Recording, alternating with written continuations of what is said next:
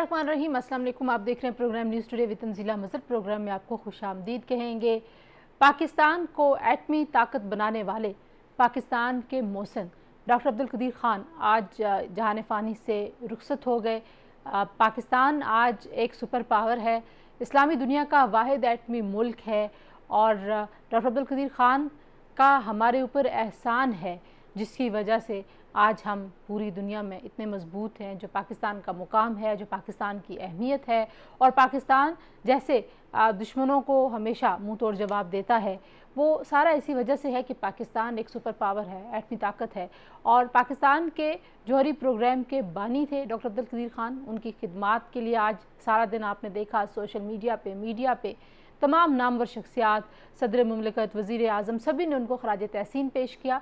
उनकी ख्वाहिश थी डॉक्टर अब्दुल कदीर ख़ान की कि उनकी नमाज जनाजा फैसल मस्जिद में अदा की जाए और फैसल मस्जिद में ही एक बहुत बड़ी तादाद शहरियों की, काबीना के मेंबर्स की बहुत बड़ी तादाद मौजूद थी। वहाँ पर अस्करी क़यादत से भी लोग वहाँ पर मौजूद थे और सब ने आज पूरी कौम ने बहुत ही सोगवार, बहुत ही गमगीन दिल के साथ अपने मोहसिन को आज अलविदा कहा है। जी, आज हम भी कोशिश करेंगे कि कुछ उनकी खिदमात के हवाले से बात करें प्रोग्राम के पहले हिस्से में, और दूसरे हिस्से में बात करेंगे पीडीएम एक बार फिर मुतहरक हो रही है। पीडीएम के पास अब ऑप्शंस क्या हैं, पीडीएम और पाकिस्तान पीपल्स पार्टी क्या एक दूसरे के साथ आ सकते हैं या नहीं, और नैब का कानून जो कि अदालत में चैलेंज हो गया है, अदालत क्या फ़ैसला करेगी। अदालत से अगर ये फ़ैसला स्ट्राइक डाउन हो जाता है फिर हुकूमत के पास क्या ऑप्शंस होंगे, और क्या अपोजिशन और हुकूमत इस मामले पे किसी और फोरम पे या पार्लियामेंट में बात करने के लिए कोई इम्कानात पैदा कर सकते हैं या नहीं। ये सवाल हम अपने प्रोग्राम के दूसरे हिस्से में डिस्कस करेंगे। तो आइए सबसे पहले बात करते हैं डॉक्टर अब्दुल कदीर ख़ान। एक अहदसास शख्सियत थे, पाकिस्तान के लिए वो टेक्नोलॉजी लेके आए जिसकी पाकिस्तान को ज़रूरत थी। आप जैसे लोग सदियों में कहीं पैदा होते हैं और आप बाहर एक बहुत ही ज़बरदस्त किस्म का करियर छोड़ के पाकिस्तान आए और पाकिस्तान को मजबूत बनाने का जो ख्वाब था, उस ख्वाब की ताबीर भी पाकिस्तान को दी। तो सबसे पहले डॉक्टर साहब के पुराने साथी, डॉक्टर साहब के कुलीग डॉक्टर समरमंद मुबारक, जो पाकिस्तान के एक नामवर साइंसदान हैं, उनसे बात करते हैं और उनसे पूछेंगे कि डॉक्टर अब्दुल कदीर ख़ान के हवाले से कुछ यादें, कुछ उनकी खिदमात के हवाले से हमसे बातें शेयर कर सकें। और डॉक्टर समरमंद के साथ साथ हमारे साथ मौजूद है फैसल करीम कुंडी साहब, पाकिस्तान पीपल्स पार्टी के सीनियर रहनुमा हैं। जी, हमारे साथ मौजूद हैं कैसर अहमद शेख साहब, पाकिस्तान मुस्लिम लीग नवाज़ के सीनियर रहनुमा हैं, और हमारे साथ मौजूद हैं अहमद बिलाल महबूब साहब जो कि सरबराह है पिलडाट पाकिस्तान के। आप चारों का बहुत शुक्रिया। डॉक्टर समरमंद, आपका खुसूसी शुक्रिया कि आज के दिन आपने हमें ज्वाइन किया। तो सबसे पहले एक तो आपसे ताज़ियत हमारी तरफ से, आप के साथी थे, आपके कुलीग थे, आपके सीनियर थे, डॉक्टर साहब के साथ आपकी एक लंबी रफ़ाकत रही। आज के दिन अगर आप अपने जज्बात हमारे साथ शेयर कर सकें, पाकिस्तान आज पूरा ही सोगवार है, क्या कहना चाहेंगे आप? लेकिन ये तो बड़े अफसोसनाक दिन है, बड़ा गमगीन हूँ सुबह से, और मैं बहुत कौम से भी मेरे कंडोलेंसेस हैं, उनकी फैमिली के साथ भी मेरे कंडोलेंसेस हैं। डॉक्टर साहब साथ हमारी एसोसिएशन रही है तो मेरा ख्याल 1980 से लेके और अब तक रही है, तो 40 साल की एसोसिएशन है। और उन्होंने जितना काम किया है, हमें टेक्निकली उसको असेसमेंट अगर करें तो मेरा हमारे बेहतर कोई नहीं काम था। उन्होंने बहुत अच्छा काम किया है, इसकी वजह से पाकिस्तान की डिफेंस ने बहुत फरोग पाया, बहुत मजबूत हो गई। और ये अच्छी बात जो है वो कहने वाली ये है कि डॉक्टर साहब एक टेक्नोलॉजी लेकर आए बाहर से, बेल्जियम से, जो कि पाकिस्तान में उस वक्त 1975-76 की बात है, उस वक्त एग्जिस्ट नहीं करती थी। और ये टेक्नोलॉजी की बहुत अच्छा जरूरत थी पाकिस्तान में अगर हमें न्यूक्लियर बॉम्ब बनाना हो। तो डॉक्टर साहब ने वो लेकर आए यहाँ पे, फिर उन्होंने टीम बनाई, इसमें फिर बहुत सारे लोग जमा किए और उनको ट्रेनिंग दी और उनको वो काम सिखाया और समझाया और उसके ऊपर लीड किया। और बड़ी बात यह है कि उसको टीम को बड़ा उन्होंने मोटिवेट किया कि वो बड़ी मेहनत से वो दिन रात काम करते थे और सबके दिल में ये बात समोई हुई थी, पाकिस्तान को हमने बहुत मजबूत बनाना है और ऐसी ताकत बनाना है। मैं आखिर में आपसे यही पूछना चाह रही थी कि डॉक्टर साहब, जाहिर है वो टेक्नोलॉजी उस वक्त लाए जब पाकिस्तान में नहीं थी और पाकिस्तान को ज़रूरत थी, जो लेगेसी वो छोड़ के गए हैं और जो अब दुनिया जितनी तरक्की कर गई है, आपको लगता है कि उनकी लेगेसी को कंटिन्यू करने के लिए पाकिस्तान के पास वो जहन है, पाकिस्तान के पास वो रिसोर्सेज हैं? पाकिस्तान की सबसे बड़ी दौलत पाकिस्तान की ह्यूमन रिसोर्स है। यहाँ के लोगों का जो इंटेलेक्ट है, जो इंटेलिजेंस लेवल है, वो इतनी हाई है। हम लोगों की शक्लें ना देखना चाहते सादे लोगों को नजर आएंगे, दिमाग उनकी इतने तेज है।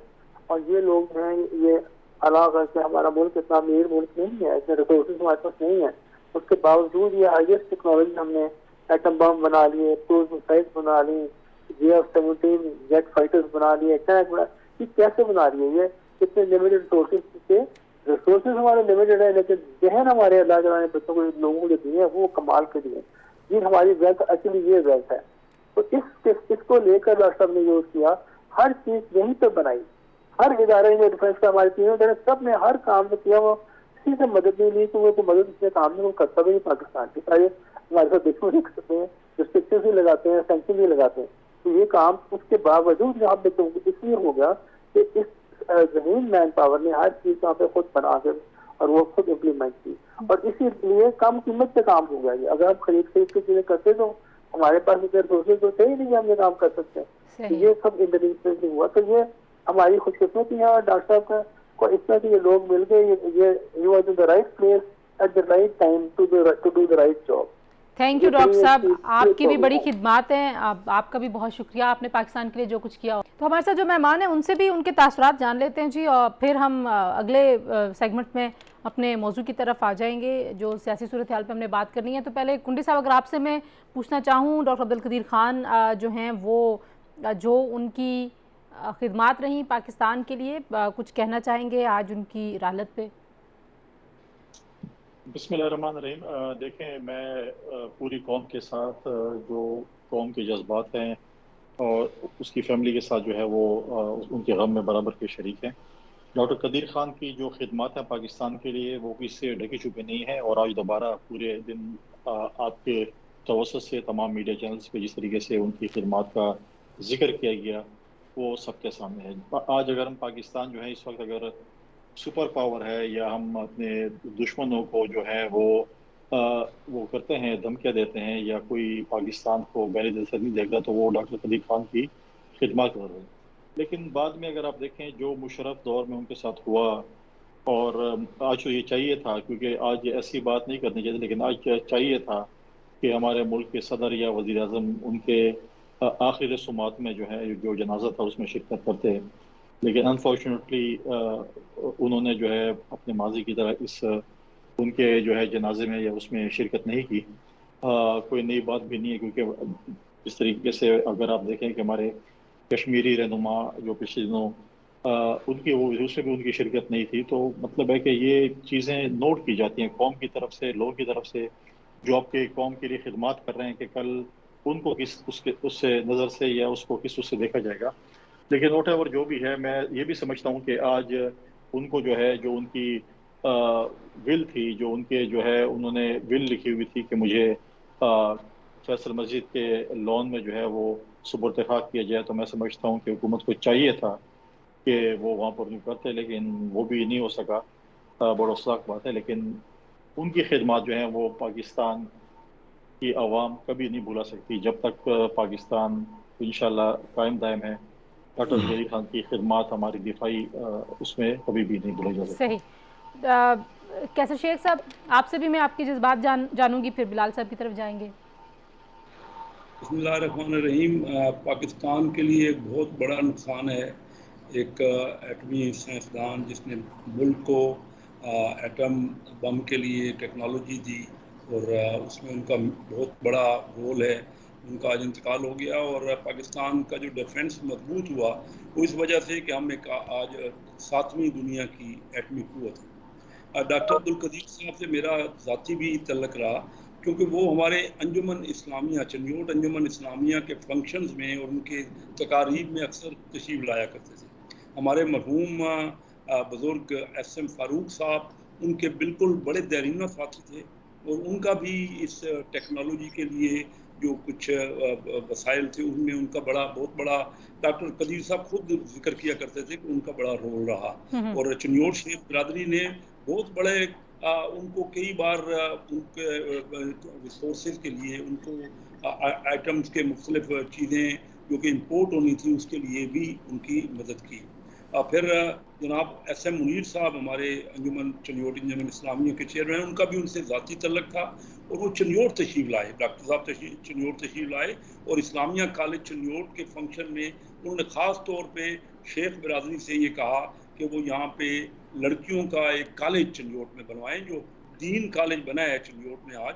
तो वो डॉक्टर कदीर साहब ने आके इस्लामिया कॉलेज चनियोट में उसके लिए ख़ास तौर पे शेख बिरादरी से ये बात की। सही, सही। बड़े ही मुल्क के लिए मुखलिस और मुल्क के लिए बड़े उनके नेक और उनके जज्बात थे और वो चाहते थे कि हमारा मुल्क तरक्की करे। वो ज़ाती तौर पे हॉस्पिटल बना रहे थे और तालीम के ऊपर उनका ख़ास रुझान था और वो पाकिस्तान के इकनॉमिक डेवलपमेंट के लिए भी बड़े परेशान रहते थे। वो कहते थे कि क्योंकि कराची के उनका तल्लक था, मैं भी कराची में रहता हूँ, तो अक्सर मेरी उनसे मुलाकात कई बार हुई और बहुत बड़ी शख्सियत थी पाकिस्तान के लिए। बिल्कुल, एक बहुत बड़ा, जी बहुत बड़ा लॉस है। अहमद बिलाल साहब, बहुत सारे लोग ये कहते हैं कि जो आप इतने बड़े बड़े जो साइंटिस्ट होते हैं वो बाहर के ममालिक में, क्योंकि वहाँ पे ये ज़्यादा रिवार्डिंग जॉब है और पाकिस्तान जैसे मुल्क में ज़ाहिर चैलेंज बहुत होते हैं, लेकिन डॉक्टर साहब ने अपनी सारी ज़िंदगी को, अपनी सारी तवानाइयों को पाकिस्तान की बेटरमेंट के लिए इन्वेस्ट किया।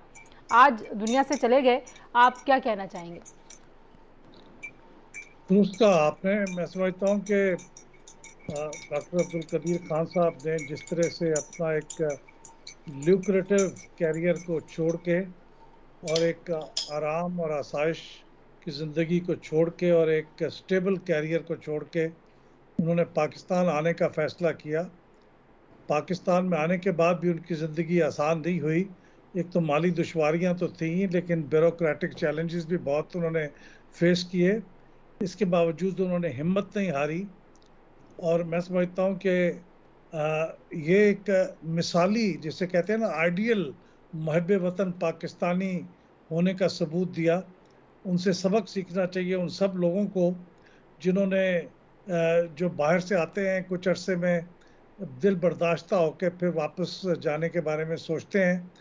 उन्होंने ये सारी मुश्किलात का सामना किया, लेकिन ये बात भी कहनी चाहिए कि जो सियासी क़यादत थी उस वक्त, जुल्फ़िकार अली भुट्टो साहब, उन्होंने जिस तरह अब्दुल कदीर खान साहब को सपोर्ट किया, जिस तरह से उनके जो भी चैलेंजेस उनको सामने आ रहे थे, उनका एक एक कदम पे ऐसा साथ दिया कि उन्होंने महसूस किया कि वो ये काम कर सकते हैं जिसके लिए वो आए हैं। तो मैं समझता हूँ कि इसमें डॉक्टर अब्दुल कदीर खान साहब की मिसाली महब वतन शख्सियत है जो इसमें से निकल के सामने आती है और हमें उसको खराज तहसीन पेश करना चाहिए। और उन तमाम लोगों को जिन्होंने उनके मिशन में उनकी मावनत की, स्टार्टिंग विद जुल्फ़िकार अली भुट्टो साहब और बाद में भी आने वाली सियासी क़यादतें, उन सब को। लेकिन जनरल परवेज़ मुशर्रफ के ज़माने में उनके साथ जो सलूक हुआ, फैसल कुंडी साहब ने उसका जिक्र कर दिया है, मैं उसकी तायद करता हूँ। मेरे ख़्याल में वो हमारी तारीख़ का बहुत स्याह बाब था, लेकिन इससे अब्दुल कदीर खान साहब की शख्सियत में कोई कमी वाक़ई नहीं होती। वो एक अजीम इंसान थे, अजीम महब वतन थे, अजीम पाकिस्तानी थे और वो रहेंगे और हम हमेशा उनको खराज तहसीन पेश करते रहेंगे। जी, अब बहुत शुक्रिया जी। ज़ाहिर है ये हमारे अल्फाज शायद कम पड़ जाएं जिस तरीके से डॉक्टर साहब ने दिन रात मेहनत की। डॉक्टर समरमंद ने बताया कि वो कितनी लगन से काम करते थे और फिर एक पूरी टीम ऐसी इकट्ठी करना और फिर पाकिस्तान को जो एटमी ताकत बनाया और हम अब दुनिया को आंखें दिखाने के काबिल भी हैं उसी एटमी ताकत होने की वजह से, और इस्लामी दुनिया में वाहिद हम सुपर पावर भी हैं। तो डॉक्टर अब्दुल कदीर खान, आपको अलविदा। पाकिस्तानी कौम हमेशा आपकी एहसानमंद रहेगी एंड वी होप कि आपकी जो लेगेसी है साइंस के मैदान में, जो आपकी खिदमात हैं वो जारी रहेंगी और पाकिस्तान जो है वो अपने इस सुपर पावर होने का जो आपका एहसान हमारे ऊपर है, हम हमेशा आपके शुक्रगुजार रहेंगे। जी, ब्रेक ले रहे हैं, ब्रेक से वापस आएंगे तो वापस अपने जो आज का सियासी मौजू है उसकी तरफ बढ़ेंगे। हमारे साथ रहिए।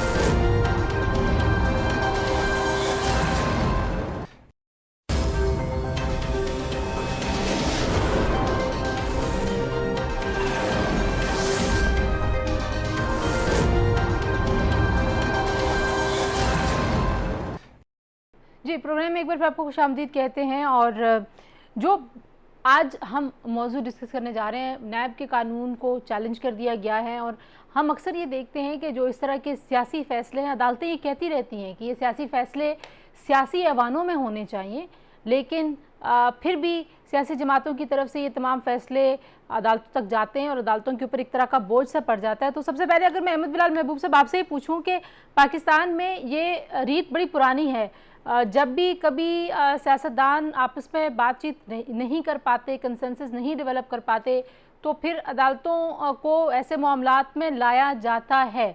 आपके ख्याल में ये रीत कोई बेहतर रीत है? इसको कैसे ख़त्म किया जा सकता है?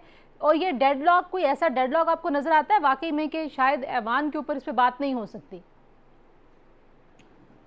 नहीं, देखिए, ये सियासी मामला तो ज़रूर है, लेकिन उसके साथ साथ कानूनी और दस्तूरी मामला भी है। तो इसमें ये बिल्कुल लेजिटिमेट बात है कि अगर कोई लोग जाके इसको अदालत का दरवाज़ा खटखटाना चाहते हैं तो वो भी कोई गलत बात नहीं है। माजी में हमने देखा है अदालतें और मौजूद जज साहबान खुद सो मोटो लेके इस तरह के मामलात को डिस्कस करते रहे हैं, जो बहुत से बिल्कुल सियासी मामलात होते थे। तो ये मेरे ख्याल जज टू जज, अदालत टू अदालत भी वेरी करता है। तो मेरे ख्याल में ये सियासी मामला भी है और कानूनी मामला भी है, और इसको दोनों ऐवानों में, सियासी मैदानों में भी इसके ऊपर बात होनी चाहिए और अदालती ऐवानों में भी बात होनी चाहिए। लेकिन अगर लोग सियासी मैदान की बजाय अदालतों का रुख करते हैं तो उसकी वजह ये भी होती है कि सियासी मैदान में उसके ऊपर बात करने की पूरी तरह से मौका नहीं दिया जाता और वहाँ पे एक मेजॉरिटी के ऊपर इन्हसार करके चीज़ों को पास करा लिया जाता है। तो मैं समझता हूँ कि ये इसकी वजह से मुश्किलात जो है वो सामने आती है, उसकी वजह से लोग अदालत की तरफ जाते हैं। वरना सियासतदानों की पहली तरजीह तो ये होती है कि वो सियासी फोरम के ऊपर बात करें। तो अभी भी आपको ये तरजीह नजर आती है कि हम ऐवान को मजबूत करने के लिए कुछ कर रहे हैं? नहीं, ऐसा नहीं नजर आ रहा। इसी वजह से तो ये सब कुछ हो रहा है, इसी वजह से ये कंट्रोवर्सी बढ़ती चली जा रही है और इसी वजह से लोग अदालतों का रुख करने की कोशिश करते हैं। और ये जो नैब का कानून है, देखिए, बुनियादी बात तो यही है कि इसको ऑर्डिनेंस की शक्ल में क्यों लाया गया है। अगर नीयत ये हो और अगर इरादा ये हो कि इसको सियासी फोरम के ऊपर डिस्कस किया जाना है तो इसको एक बिल की शक्ल में आप पार्लियामेंट के अंदर लाते, उसके दोनों ऐवानों में आते, उसकी कमेटियों के अंदर डिस्कस होता, अवाम के अंदर और मीडिया के अंदर भी लोग इसके ऊपर गुफ्तगू करते और फिर उसके बाद बहस करने के बाद उसे पास करते। आपको मालूम था कि नैब के चेयरमैन साहब जो हैं वो 9 अक्टूबर को 8 अक्टूबर को रिटायर हो जाएंगे। तो ये आपको पिछले 3 साल से पता था, आपको उसकी तैयारी करके बर वक्त ये काम करना चाहिए था। अब वक्त करीब आ गया है तो आपने इसको ये ऑर्डिनेंस जारी कर दिया है, तो कोई जस्टिफिकेशन नहीं है ऑर्डिनेंस जारी करने की। फैसल करीम कुंडी साहब, क्योंकि आप डिप्टी स्पीकर भी रहे हैं, हाउस के कस्टोडियन रह के, आपको क्या लगता है कि आज जिस तरीके से हाउस चल रहा है, बिलखुसूस अगर कौमी असम्बली की बात करें, सेनेट में फिर भी हमें नज़र आता है कि हुकूमत को कहीं ना कहीं चैलेंज किया जा रहा होता है। जो आज हुकूमती कोई तर्जुमान हमारे साथ मौजूद हैं, लेकिन उस दिन मेरे फ्रेम में वो कह रहे थे कि हम ले आएंगे, वहाँ भी पास करवा लेंगे, ये बॉयकॉट करके चले जाएंगे, हम पास करवा लेंगे। तो ये रवैया कैसा है और ये रुझान कैसा है? देखिए तंजीला, जब से ये पार्लियामेंट आई है और ये कौमी असम्बली आई है, आपने देखा होगा कि माजी की अगर हम असम्बली की बात करें, कुछ साल पहले चले जाएं, पीछे चले जाएं, तो लोग पार्लियामेंट सेशन देखने जाते थे ताकि हमारे जो वहाँ पर सीनियर स्पीचेस करते थे ताकि हम उससे कुछ सीखें। आज लोग जो है वो पार्लियामेंट का रुख ही नहीं करते, क्योंकि इस असम्बली में क्या होता है, सारा दिन गालम गलोच होती है, क्या किस किस्म की जो है वो वहाँ पर ज़बान इस्तेमाल की है, सबको पता है। और नॉर्मली सेशंस क्या होते हैं कि घंटा, आधा घंटा, 45 मिनट, कोरम नहीं होता, ख़त्म हो जाते हैं। तो हुकूमत की बिल्स के मामलात में संजीदगी नहीं है, इन्होंने तमाम चीज़ें ऑर्डिनेंस के ज़रिए करना चाहते हैं। जैसे अहमद बिलाल साहब ने बात की, देखिए हुकूमत को पता था कि जो चेयरमैन नैब है इसका टाइम पूरा होने वाला है, तो उनको चाहिए था कि ये 2-3 महीने पहले, 4 महीने पहले लीडर ऑफ द अपोजिशन से रब्ता करते। अब यहाँ पर बात यह है कि यहाँ के कुछ वज़रा कह रहे हैं कि जी हम कॉन्फ्लिक्ट ऑफ इंटरेस्ट की वजह से हम लीडर ऑफ द अपोजिशन से बात नहीं करेंगे। जो कुछ मिनिस्टर कह रहे हैं कि जी हमने बात करनी है, हमने उनको ऑन बोर्ड लेना है। तो ये इनके अपना भी जो है ये चीज़ें जो है ये सबके सामने है, इनकी जो बदनीयती है वो सबके सामने है। आखिर कहते हैं कि नहीं अभी हम लेंगे, हम एक ऑर्डिनेंस लेके आए। तो इस किस्म के रवैये जो होते हैं और गैर संजीदगी जो है वो सबके सामने है। और अगर ये हुकूमत इस चीज़ में खुश है कि चेयरमैन नैब को पार्लियामेंट में बिल बिल्डोज करके इसको चेयरमैन नैब बना देंगे, इनकी इत्तला के लिए अर्ज है कि चेयरमैन नैब पाकिस्तान पीपल्स पार्टी और PMLN ने लगाया था अपने दौर में। और ये देखें, ये जो चीज़ें हैं, ये चीज़ें और ये जो वक्त बदलते और हालात बदलते कोई टाइम नहीं पता चलता, और आंखें बदलते भी कोई वक्त टाइम नहीं लगता। तो ऐसे ना कल यही चेयरमैन नैब हो और आपके खिलाफ केसेस बनाए और आपके दुम पे पाँव रखे और फिर आप चीखें कि नहीं ये तो फरिश्ता नहीं थे, हम तो समझते ये फरिश्ता था, और फिर आप कैसर शेख साहब की तरह उनको लगवा दें। जैसे माजी में आप दोनों की हुकूमतें थी और आप लोगों से गिला होता है लोगों का कि आपने नैब के कानून को आप बेहतर कर सकते थे, आपने नहीं किया। अब फैसल साहब कह रहे हैं हो सकता है PTI भी ऐसी गलती करके फिर ऐसे ही पछताए। आपको लगता है कि अदालत से ये फैसला और ये ऑर्डिनेंस का लदम हो जाएगा, क्या होगा? बिस्मिल्लाहिर्रहमानिर्रहीम। देखिए, जैसे कि अहमद बिलाल महबूब साहब ने और फैसल करीम कुंडी साहब ने कहा, ये बड़ा क्लियर है जी। हमारे ज़माने में ऐसा नहीं होता था। हमारे ज़माने में तो देखिए जो नैब के चेयरमैन बने वो कंसेंसस से बने, जो लीडर ऑफ हाउस और लीडर ऑफ अपोजिशन किसी ने मुश्तरका तौर पे नाम दिया, वो बन गए। वो उहदा 4 साल के लिए था और वो उहदा जो है वो इस तरह। अब यहाँ हमने देखा है पहले दिन ही आते ही लड़ाई और झगड़े शुरू हो गए, चोर डाकू कहना शुरू कर दिया गया। हमारी तरफ से मुस्लिम लीग की तरफ से मियाँ शहबाज शरीफ ने ये कहा कि चार्टर ऑफ इकानमी करें, पहले इजलास में ही शुरू में ही कहा गया। और फिर बिलावल भुट्टो जरदारी ने भी यही बात की, उन्होंने भी कहा कि हम चार्टर ऑफ इकानमी करते हैं। लेकिन उन्होंने गवर्नमेंट की तरफ से, ट्रेजरी बेंचेस से और वज़ीर आज़म की तरफ से ये कहा गया कि हमें एनआरओ चाहिए और हमें तो हम चोर हैं, हम डक, हर बंदे को सिर्फ उसके अलावा और किसी भी जगह बैठे नहीं है। प्राइम मिनिस्टर साहब किसी भी मीटिंग में अपोजिशन के साथ बैठने को तैयार नहीं। ये असम्बलियाँ इस तरह तो चलती नहीं। ये ऑर्डिनेंसों से अगर इन्होंने करना है तो असम्बली को तो रिडंडेंट कर रहे हैं और नाकारा कर रहे हैं। जब ये डिबेट ही नहीं होगी। PTI कहती है शेख साहब के वज़ीर आज़म काम कर रहे हैं, मतलब आप लोग बार बार ये क्यों मुतालबा करते हैं कि उनका हाउस में होना बड़ा ज़रूरी है? वो कैबिनेट की मीटिंग करते हैं हर हफ्ते और नज़र आ रहा है वो काम कर रहे हैं। नहीं, वो कैबिनेट की मीटिंग कर रहे हैं, फिर असम्बली की बात आप क्यों कर रहे हैं? असम्बली में लीडर ऑफ हाउस और लीडर ऑफ अपोजिशन का कंसेंसस ज़रूरी है। और मैं ये जो ऑर्डिनेंस आया है, ऑर्डिनेंस तो कोई हल नहीं है। हर चीज़ पे इन्होंने तो ऑर्डिनेंस की फैक्ट्री लगा दी है। सदर साहब भी बगैर सोचे समझे हर बिल पे ऑर्डिनेंस पे साइन कर देते हैं। मैं ये कह रहा हूँ कि जो अब लेटेस्ट उसका चेक किया है, पता किया गया है, उसमें तमाम इदारों को तो उस ऑर्डिनेंस से यानी नैब से हटा दिया गया है। नैब अगर कैबिनेट पे भी कुछ नहीं कर सकेगा उसके फैसलों पे, नैब अगर कमेटियों के फैसले के बारे में कोई नहीं कर सकेगा, नैब अगर ये स्टेट बैंक को भी नहीं उसको प्रोब कर सकेंगे और उसके बारे में कोई तहकीक कर सकेंगे या कोई ना कोई उसको। अब मुझे बताइए कि मुल्क में जो इदारे हैं किस जगह करप्शन होती है? मैं एज अ बिजनेसमैन आपको बताता हूँ, FBR है या स्टेट बैंक है या मिनिस्ट्री ऑफ फाइनेंस है। अब अगर आप तमाम चीज़ों को परव्यू से निकाल देते हैं, ब्यूरोक्रेटिक लोगों को भी निकाल देते हैं, ब्यूरोक्रेसी को, तो आप मुझे बताइए कि इस नैब के ऑर्डिनेंस तो फिर नैब को ही खत्म कर दिया गया। और यही चीज़ें थ्रेडबेयर डिस्कस। अच्छा, मैं ये फैसल साहब से पूछूंगी क्योंकि हुकूमत ये दावा भी करती है कि शायद अपोजिशन ऐसी कुछ चेंजेस चाहती थी। लेकिन बिलाल साहब एक कमेंट अगर आप करते हैं फिर हम ब्रेक की तरफ जाएंगे।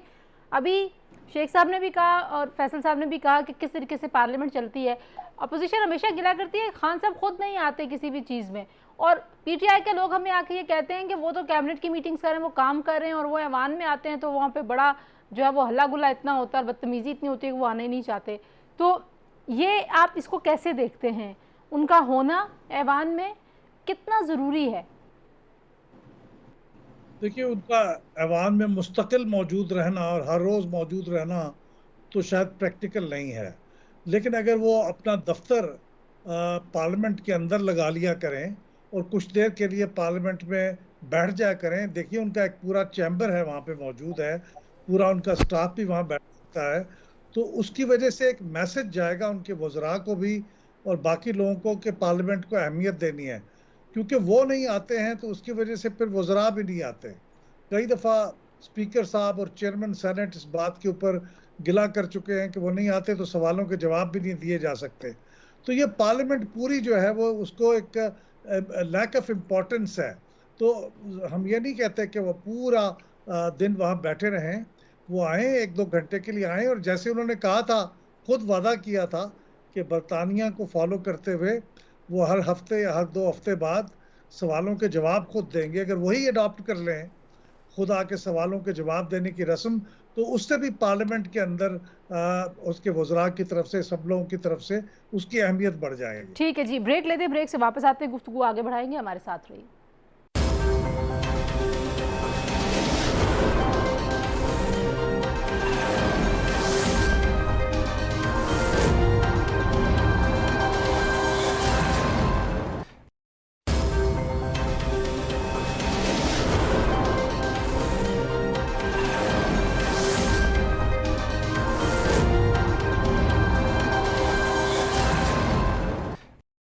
जी, प्रोग्राम में एक बार फिर आपको खुशामदीद कहते हैं। फैसल साहब, ज़ाहिर है एक तरफ तो हुकूमत जो है वो ये भी दावा कर रही है, जैसे मैं शेख साहब की बात सुनते हुए कह रही थी कि शायद अपोजिशन यही चेंजेस चाहती थी जो उन्होंने नैब की तरमीम में की हैं। तो उस वक्त आप जब ये चीज़ें कहते थे वो NRO कहते थे, अब आप लोग कह रहे हैं हुकूमत ने जो है वो NRO अपने वज़रा को और अपनी कैबिनेट को दे दिया। तो ये ऐसे लगता है कि ये इल्ज़ामात का एक सिलसिला ये चलता ही रहेगा। फिर अपोजिशन भी हमें दोबारा से लग रहा है कि PDM तो मुतहरक हो रही है, पीपल्स पार्टी PDM के दोबारा मुतहरक होने पे क्या सोच रही है? क्या PDM और पीपल्स पार्टी में फासले कहीं कम होते हुए आइंदा दिनों में नजर आएंगे, या आप लोग अलग अलग रह के अपोजिशन करेंगे? देखिए, पहली बात तो ये कि हुकूमत हमेशा यही कहती थी कि जब हम नैब के हवाले से बैठते हैं तो हमें जो है वो NRO मांगते हैं, और ये आज कह रहे हैं कि जी उन्होंने जो काम जो शिकायत बताई थी वो तकरीबन हमने सारी डाल दी हैं। तो क्या हुकूमत ने NRO दे दिया हमें? क्या वो ब्लैकमेलिंग में आ गए हैं? ये चीज़ तो कहते हैं ब्लैकमेल नहीं होंगे। तो अपने बयान पहले ठीक कर लें कि उनके बयान है क्या। हमने कभी नहीं कहा, हम तो कहते हैं पॉलिटिकल विक्टिमाइजेशन ना करें, आप अक्रॉस द बोर्ड जो है एहतसाब करें। माजी में इमरान खान साहब यही बात करते थे पानामा में, या जो भी केसेस आते थे कि ये वज़रा, ये वज़ीर आज़म इस्तीफ़ा दें, अपने आप को क्लियर करें और आके दोबारा हल करें। आज पेंडोरा पेपर्स आए हुए हैं, इमरान खान साहब के जो नौरतन हैं वो इसके अंदर आए हुए हैं। उनको चाहिए कि वो उनसे इस्तीफ़ा लें, फिर एक इम्पार्शल JIT बनाएं, और जब वो साफ हो जाए तो बिल्कुल आके दोबारा हल्फ ले लें। अब उस कमीशन का जो है वो हेड इमरान खान खुद बन गया है। कॉन्फ्लिक्ट ऑफ इंटरेस्ट की बातें तो हमें बहुत उसने हमें जो है वो गर्दाने सुनाते थे, अपना जो है हज़रत उमर अलैहिस्सलाम की मिसालें में देते थे। आज भी एक तकरीब में जो है वो हमें दर्स दे रहे थे। लेकिन जब तोशाखाना की हिसाब हम लें तो वो उसको माल गनीमत समझते हैं कि वो माल गनीमत है, हम तो माल गनीमत की बात नहीं करते। मतलब ये चीज़ें जो है, ये चीज़ें ऐसी नहीं चलती। आपने जो हमें दर्स देते हैं, रोज़ाना खड़े हो जाते हैं, मदीना की रियासत की बातें करते हैं, हज़रत उमर अलैहिस्सलाम की बातें करते थे। आज आपसे सिर्फ एक घड़ी का सवाल हुआ कि आपने घड़ी कहाँ, जो कि सोशल मीडिया से पता चल रहा है कि घड़ी है या है, और वो पता नहीं बिक गई है क्या है।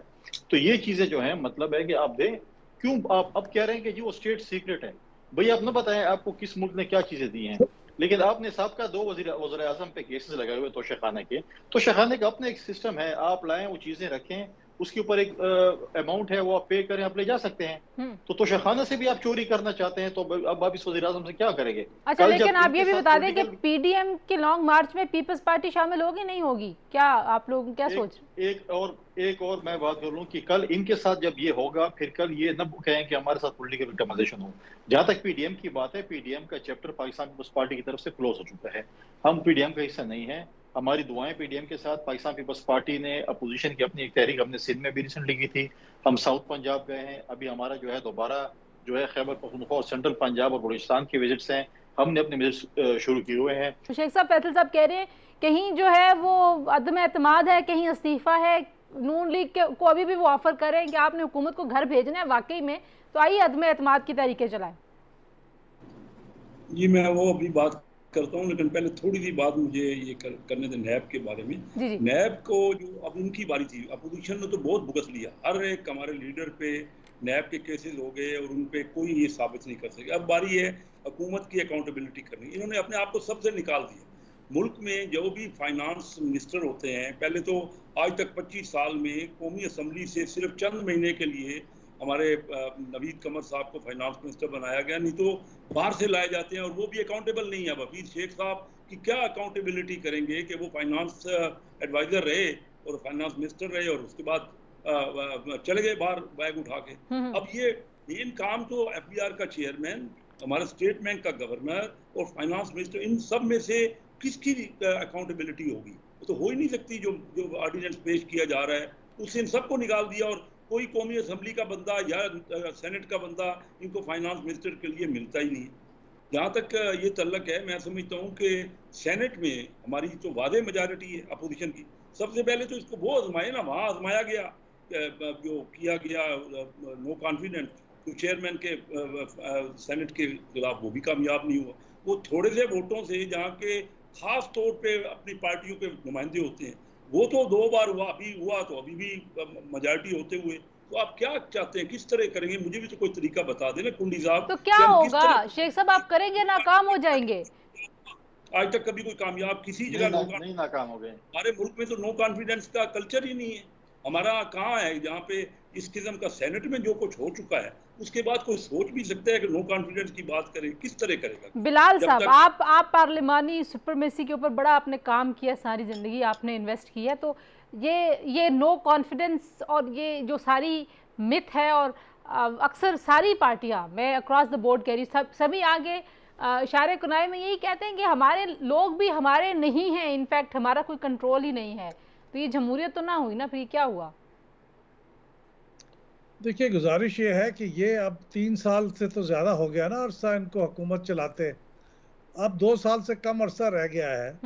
तो अब मेरे ख्याल में असम्बलियों से इस्तीफे देने की और तहरीक एतमाद लाने की बातें थोड़ी सी अब लेट हो गई हैं, क्योंकि ऐसा करने से ऐन मुमकिन है कि हुकूमत को वो शहीद बना दें और हुकूमत फिर एक रिन्यूड विगर के साथ अगले इलेक्शन के अंदर फिर कामयाबी हासिल कर ले।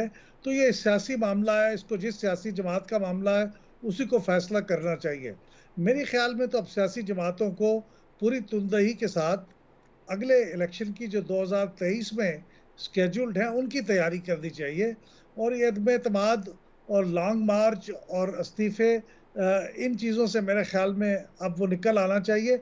आज से 1 साल पहले अगर ये काम होता तो शायद फिर भी कोई एक जस्टिफिकेशन थी। तो अगले इलेक्शन की तैयारी में क्या करें? इस्लाहात के ऊपर भी एक दूसरे के साथ बैठ नहीं रहे। आप तो स्पीकर साहब को कहा है वजीर आजम ने, बैठे क्यों बैठे?